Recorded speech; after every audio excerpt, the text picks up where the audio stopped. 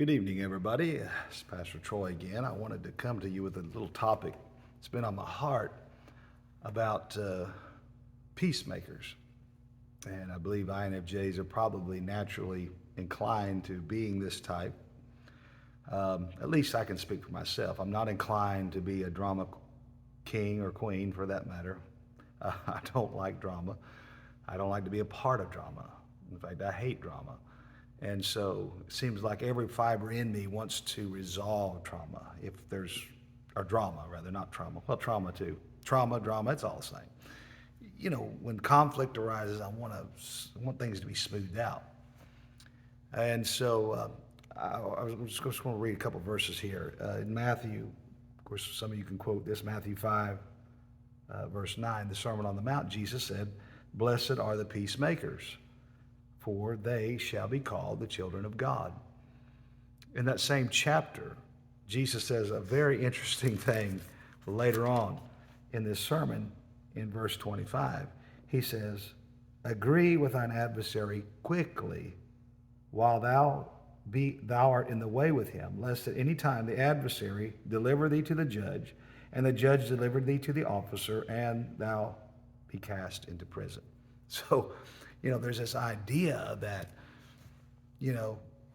it's best sometimes to agree with those that are causing the issues and causing the problems to avoid this prison, this being cast into a place of bondage where you're held captive. Now, I believe that prison house is more, than just a physical prison, because sometimes we get ourselves in a mental prison, an emotional prison. We'll get locked up in a situation mentally, emotionally, that can, keep us from growing and expanding.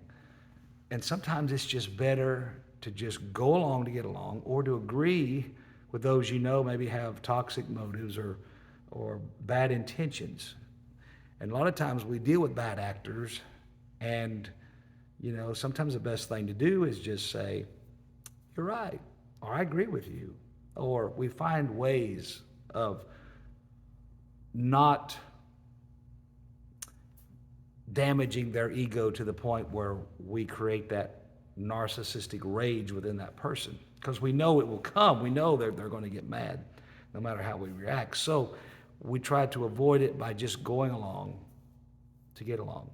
We just agree with them to keep the peace.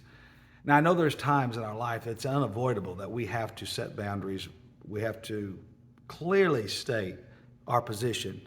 And there's times it's unavoidable. We just have to. And we know there's times that there'll be fallout for that. And it's in those times, especially when we know that whatever is going on is not only affecting me personally. I'll do this when I know it's affecting the entire church. When I know the entire church is being put in an upheaval because of somebody's actions, because of somebody's inability to empathize with with the entire church, or that their actions is causing harm and hurt to others. That's probably when I'm going to kind of lay the peacemaker thing aside and let the chips fall where they may and expose the toxic behavior. But now when it's done to me personally, I've grown over the years and learned that, hey, I'm a big boy. I can take things. I can deal with things. One of the things I think, online a lot of times people like to get in arguments, and try to prove their point, prove I'm right. And, there's this back and forth bantering going on. And a lot of times I like that. I enjoy that sometimes, especially when I was younger. I really liked it. I'm getting older now, and it's like, man, I could take it or leave it. But the thing about intellectual discourse is once people begin to lose their argument, and you begin to gain the upper hand intellectually, then a lot of times they switch and go to the more personal attacks. I don't agree with you because you're stupid. I don't agree with you because, you're a fanatic, or they start making names. Just start calling names. They might say you're lazy, you're this or that. They just start throwing names out there, call you maybe vulgar names. And so one of the things I've learned to do in situations like that is just simply agree with them, but I do it in a tactful way. You know, somebody says I'm stupid, or that I'm ignorant, or they might have some fancy way to cloak that, but you get the gist of what they're saying. They're telling you you're an ignoramus, okay, that you don't know, you're not as smart as them. And I usually just say, well, you're right. I have a lot I need to learn. I don't know everything. I certainly don't claim to know everything. In fact, the more that I do know, the more I realize I need to know. The more I learn that I don't know.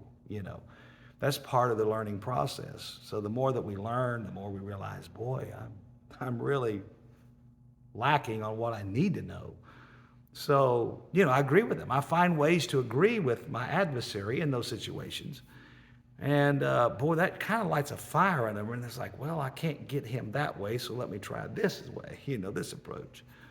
You know, I've had people to say, well, you're just lazy. Well, I say, well, I could do better. Yeah, I I could do a lot more than I'm doing now. But then again, who can't? We can all say that. You see, there's ways of agreeing, putting yourself even in their shoes, because we could all do better, whether it's learning, doing, growing, what have you. So I've learned over the years just not to allow that to affect my own ego. You see, I can take that. The reason why people engage in that kind of behavior is because they know how it affects them.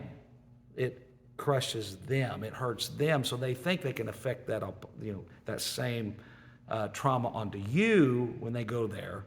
So they begin to hurt, project all that negativity onto you. But when you just simply relax and agree with them, smile, boy, they don't know what to do. It just totally diffuses the situation. That's what Jesus teaches us to do. We're the peacemakers. I can remember years ago as a teenager. Now this is, I'm talking about 16, 17 years old. I remember there was a situation going on in the church between the pastor and some of the members. And oddly enough, I found myself wanting to get in the middle of it, not to cause drama, but to want to bring the sides together. It's like, let's all sit down and talk and let's see if we can work this out. Because I thought this is a simple fix. I knew the situation. I knew things that had been said. I knew where both sides were coming from. And I had this longing, even as a teenager, to want to get in the middle of it, pull these sides together, make them come together in agreement. And I knew all the answers. I knew how it could all be solved so quickly, so easily. And one of the parties actually wanted me to get involved with it and wanted to bring me in the middle of it to bring unity. Of course, the other side was more toxic, and they didn't want that. They just wanted the drama because they thrived on it. See, and I didn't realize that as a teenager. I just thought everybody had the same wiring capabilities and thought the same way that I did. And, now that I'm older, I realize, no, that's far, far, far from the truth.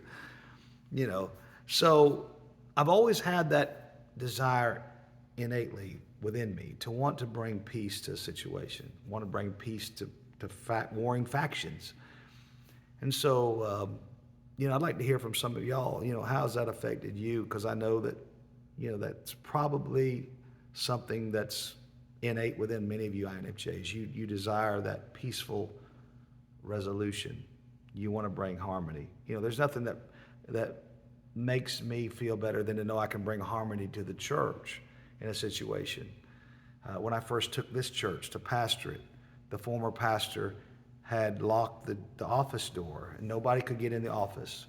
There had been a key that had hung up in the furnace room. It had been in there for 45 years or more.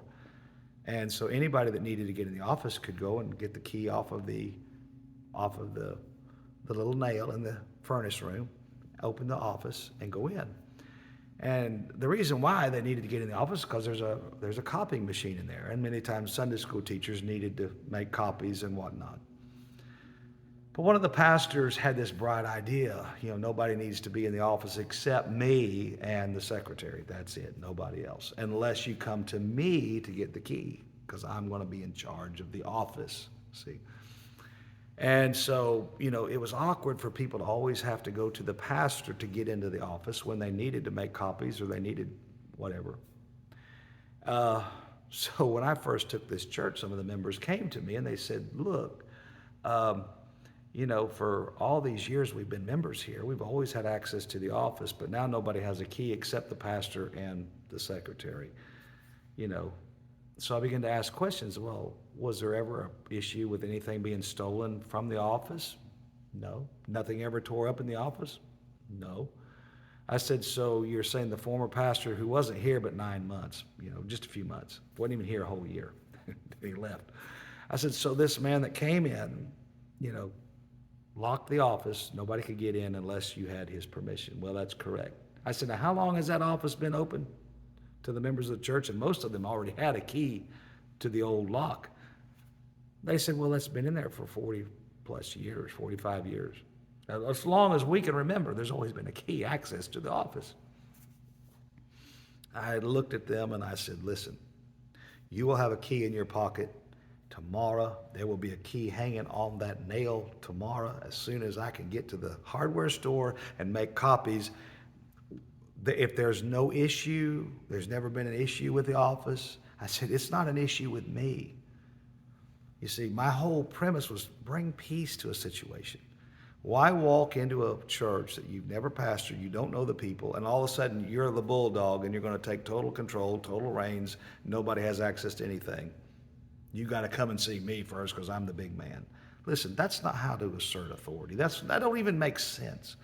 But it does make sense to people that want to hold on to the reins of control, So that was the first thing I did, because there were so many people uptight about it, upset. I wanted there to be peace. It didn't matter to me how, what went on in that office. I don't know. I don't use the office. I very rarely go there. So, there's just ways that we can, these are just little examples, but there's just always been these inclinations within me to want to bring harmony to a situation. A lot of times that brings a lot of nerve-wracking situations to those that don't want any harmony. They want conflict. Anyway, I'd like to hear from some of y'all. How has this desire for peace and stability, how's it affected your life? You share some stories with me in the comments if you'd like. I love all of you. I hope you have a wonderful, blessed week. Take care. God bless. Bye-bye.